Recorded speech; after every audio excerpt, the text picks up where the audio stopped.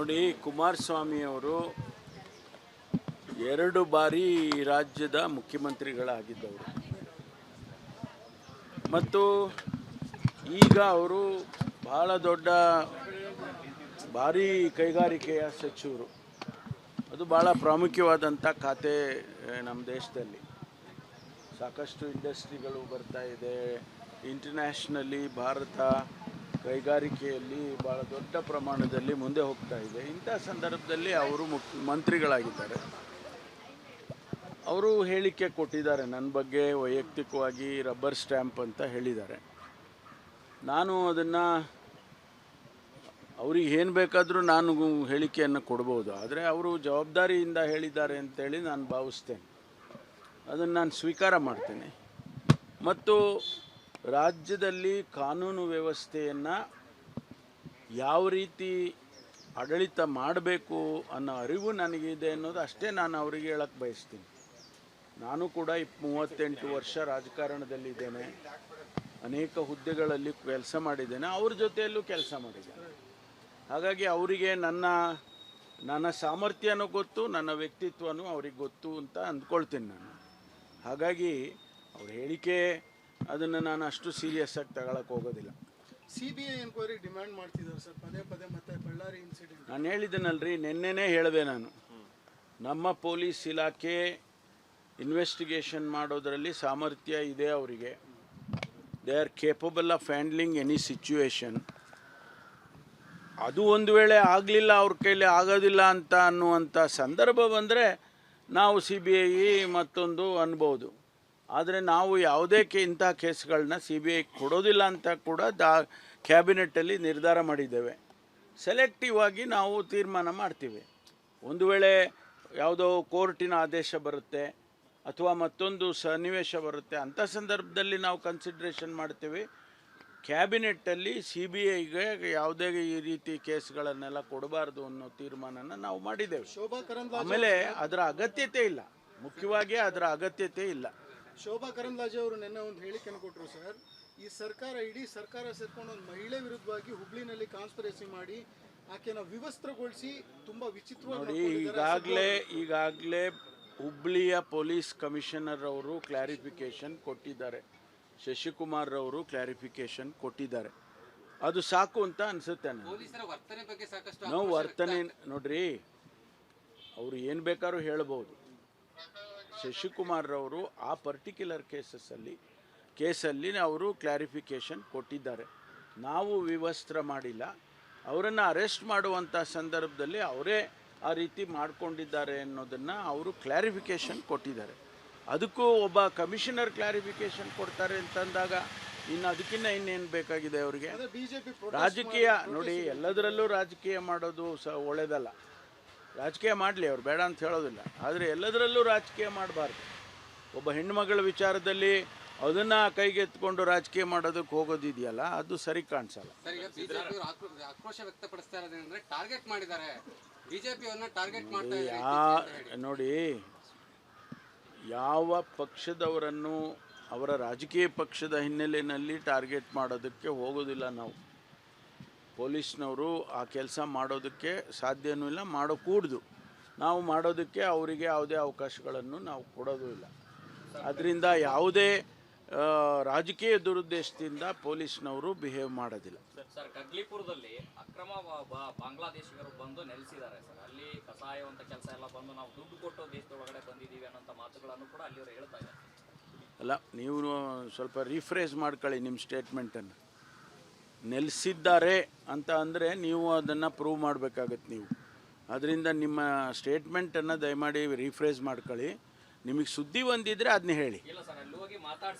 ಅಲ್ಲ, ಬಾಂಗ್ಲಾದೇಶದವರು ಅಂತ ನೀವು ಹೋದರೆ ನೀವೇ ನಮಗೆ ಡಾಕ್ಯುಮೆಂಟೇಷನ್ನು ಮತ್ತೊಂದು ಕೊಡಬೇಕಾಗುತ್ತೆ. ಅದರಿಂದ ದಯಮಾಡಿ ಅದು ಬೇಡ, ರಿಫ್ರೆಶ್ ಮಾಡಿ. ನಿಮಗೆ ಸುದ್ದಿ ಬಂದಿದ್ದರೆ ಹೇಳಿ, ಅದೇನು ತೊಂದರೆ ಇಲ್ಲ. ನಾವು ಯಾರೇ ಬಾಂಗ್ಲಾದೇಶದವರಿದ್ದರೆ, ಅನಧಿಕೃತವಾಗಿ ಬಾಂಗ್ಲಾದೇಶದವರು ರಾಜ್ಯದಲ್ಲಿದ್ದರೆ ಅವರನ್ನು ನಾವು ಹಿಡಿತೀವಿ ಮತ್ತು ಅವರನ್ನು ಡಿಪೋರ್ಟ್ ಮಾಡ್ತೀವಿ. ಮೊದಲನೇದಾಗಿ ಅವರ ಎಂಬಸಿಗೆ ಅವರಿಗೆಲ್ಲ ಹೇಳ್ತೀವಿ, ಡಿಪೋರ್ಟ್ ಮಾಡ್ತೀವಿ. ಸಾಕಷ್ಟು ಕೇಸುಗಳಲ್ಲಿ ನಾವು ಮಾಡಿದ್ದೇವೆ. ಹಾಗಾಗಿ ಯಾರೇ ಬಾಂಗ್ಲಾದೇಶಿಸು ಅನಧಿಕೃತವಾಗಿ ಬೆಂಗಳೂರಿನಲ್ಲಾಗಲಿ ಕರ್ನಾಟಕದಲ್ಲಿ ಎಲ್ಲೇ ಇದ್ದರೂ ಕೂಡ ಅವರನ್ನು ಗುರ್ತು ಹಚ್ಚಿ ಅವರನ್ನು ಡಿಪೋರ್ಟ್ ಮಾಡುವಂಥ ಕೆಲಸವನ್ನು ಮಾಡ್ತೀವಿ. ಸರ್, ಸಿದ್ದರಾಮಯ್ಯ ಹೇಳಿದ್ದಾರೆ ಎಷ್ಟು ದಿನ ಇರ್ತೀನೋ ಗೊತ್ತಿಲ್ಲ ಅಂತ ಹೇಳಿ, ಎಷ್ಟು ದಿನ ಅಧಿಕಾರದಲ್ಲಿ ಇರ್ತೀನೋ ಕೂಡ ಗೊತ್ತಿಲ್ಲ ಅಂತ ಹೇಳಿ. ಅರಸು ದಾಖಲೆನ ಈ ಕಡೆ ಮುರಿದಿದ್ದಾರೆ. ಅದೇ ನಡುವೆ ಇನ್ನೊಂದು ಹೇಳಿಕೆ ಅಂತಂದ್ರೆ ಎಷ್ಟು ದಿನ ಇರ್ತೀವಿ ಅನ್ನೋದು ಗೊತ್ತಿಲ್ಲ. ಅದಕ್ಕೆ ನಾನೇನು ಹೇಳಬೇಕು? ಮೊನ್ನೆ Pune what do you expect ಹೇಳಿ. ನಿರೀಕ್ಷೆ ಇದೆ ಸರ್ ಸಿಎಂ ಅಲ್ಲ ಅಲ್ಲಪ್ಪ, ನನ್ನನ್ನು ಅವ್ರು ಹೇಳಿದ್ದಾರೆ, ನಿಜ ಅವ್ರು ಹೇಳಿದ್ದಾರೆ. ಅದಕ್ಕೆ ನನ್ನನ್ನು ಪ್ರತಿಕ್ರಿಯೆ ಯಾಕೆ ಕೇಳ್ತೀರಾ? ಕ್ರಾಂತಿ ಸುಳಿವು ಏನಾದ್ರು ಸಿಕ್ಕಿದೆಯಾ sir? Thank you, thank you so much. Majestic ನಲ್ಲಿ ಸ್ಪೀಡ್ ದಂಧೆ ಎಗ್ಗಿಲ್ದಂತೆ ಸಾಕ್ತಾ ಇದೆ. ಈಗಾಗಲೇ ಈ ಬಗ್ಗೆ ಸುದ್ದಿ ಕೂಡ ಮಾಡಿದ್ವಿ. ಏನ್ ನಿಮ್ಮ ರಿಯಾಕ್ಷನ್? ತೀರಾ ಅಂದ್ರೆ ACP ಆಫೀಸ್ಗೆ ತೀರಾ ಹತ್ತಿರದಲ್ಲಿ ಈ ಒಂದು ದಂಧೆ ನಡೀತಾ ಇದೆ ಸರ್, ಲಕ್ಷಗಟ್ಟಲೆ. ನಾನು ಅದನ್ನು ವಿಚಾರ ಮಾಡ್ತೇನೆ. ಸತ್ಯ ಅಂತ ಕಂಡು ಬಂದರೆ ಯಾರು ಏನು ಏರಿಯಾದ ಆಫೀಸರ್ಸ್ ಇದ್ದಾರೆ ಅವ್ರ ಮೇಲೆ ನಾನು ಕ್ರಮ ತಗೊಳ್ತೀನಿ. ನೋಡಿ, ಕುಮಾರಸ್ವಾಮಿಯವರು 2 ಬಾರಿ ರಾಜ್ಯದ ಮುಖ್ಯಮಂತ್ರಿಗಳಾಗಿದ್ದವರು ಮತ್ತು ಈಗ ಅವರು ಬಹಳ ದೊಡ್ಡ ಭಾರಿ ಕೈಗಾರಿಕೆಯ ಸಚಿವರು. ಅದು ಭಾಳ ಪ್ರಾಮುಖ್ಯವಾದಂಥ ಖಾತೆ ನಮ್ಮ ದೇಶದಲ್ಲಿ. ಸಾಕಷ್ಟು ಇಂಡಸ್ಟ್ರಿಗಳು ಬರ್ತಾ ಇದೆ. ಇಂಟರ್ನ್ಯಾಷನಲಿ ಭಾರತ ಕೈಗಾರಿಕೆಯಲ್ಲಿ ಭಾಳ ದೊಡ್ಡ ಪ್ರಮಾಣದಲ್ಲಿ ಮುಂದೆ ಹೋಗ್ತಾ ಇದೆ. ಇಂಥ ಸಂದರ್ಭದಲ್ಲಿ ಅವರು ಮಂತ್ರಿಗಳಾಗಿದ್ದಾರೆ. ಅವರು ಹೇಳಿಕೆ ಕೊಟ್ಟಿದ್ದಾರೆ ನನ್ನ ಬಗ್ಗೆ ವೈಯಕ್ತಿಕವಾಗಿ, ರಬ್ಬರ್ ಸ್ಟ್ಯಾಂಪ್ ಅಂತ ಹೇಳಿದ್ದಾರೆ.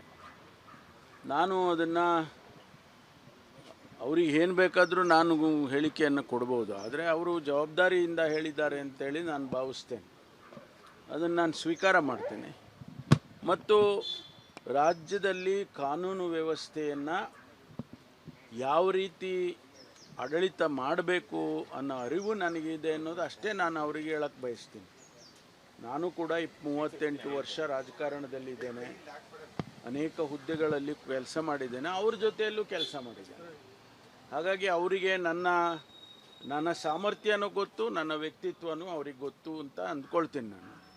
ಹಾಗಾಗಿ ಅವ್ರ ಹೇಳಿಕೆ ಅದನ್ನು ನಾನು ಅಷ್ಟು ಸೀರಿಯಸ್ ಆಗಿ ತಗೊಳಕ್ಕೆ ಹೋಗೋದಿಲ್ಲ. CBI ಎನ್ಕ್ವೈರಿ ಡಿಮ್ಯಾಂಡ್ ಮಾಡ್ತಿದ್ದಾರೆ ಸರ್ ಪದೇ ಪದೇ. ಮತ್ತೆ ಬಳ್ಳಾರಿ ಇನ್ಸಿಡೆಂಟ್ ನಾನು ಹೇಳಿದ್ದೇನಲ್ರಿ, ನಿನ್ನೆನೇ ಹೇಳಿದೆ ನಾನು. ನಮ್ಮ ಪೊಲೀಸ್ ಇಲಾಖೆ ಇನ್ವೆಸ್ಟಿಗೇಷನ್ ಮಾಡೋದರಲ್ಲಿ ಸಾಮರ್ಥ್ಯ ಇದೆ ಅವರಿಗೆ. They are capable of handling any situation. ಅದು ಒಂದು ವೇಳೆ ಆಗಲಿಲ್ಲ, ಅವ್ರ ಕೈಲಿ ಆಗೋದಿಲ್ಲ ಅಂತ ಅನ್ನುವಂಥ ಸಂದರ್ಭ ಬಂದರೆ ನಾವು CBI ಮತ್ತೊಂದು ಅನ್ಬೋದು.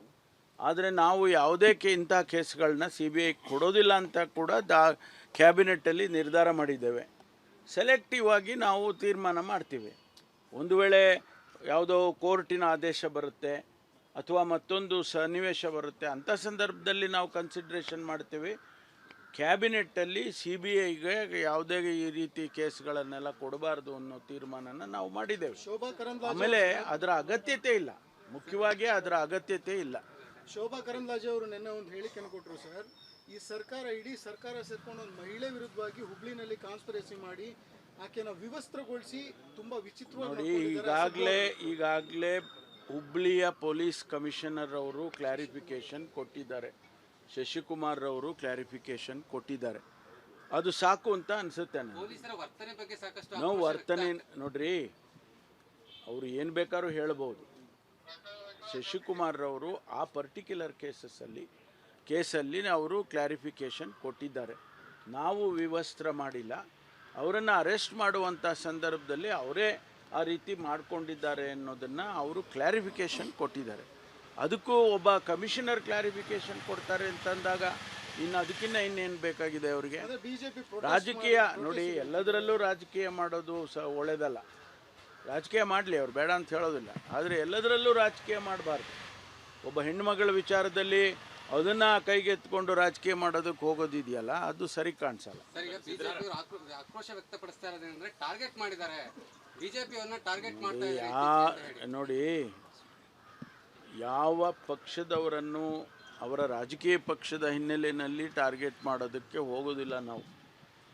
ಪೊಲೀಸ್ನವರು ಆ ಕೆಲಸ ಮಾಡೋದಕ್ಕೆ ಸಾಧ್ಯವೂ ಇಲ್ಲ, ಮಾಡೋಕೂಡ್ದು. ನಾವು ಮಾಡೋದಕ್ಕೆ ಅವರಿಗೆ ಯಾವುದೇ ಅವಕಾಶಗಳನ್ನು ನಾವು ಕೊಡೋದು ಇಲ್ಲ.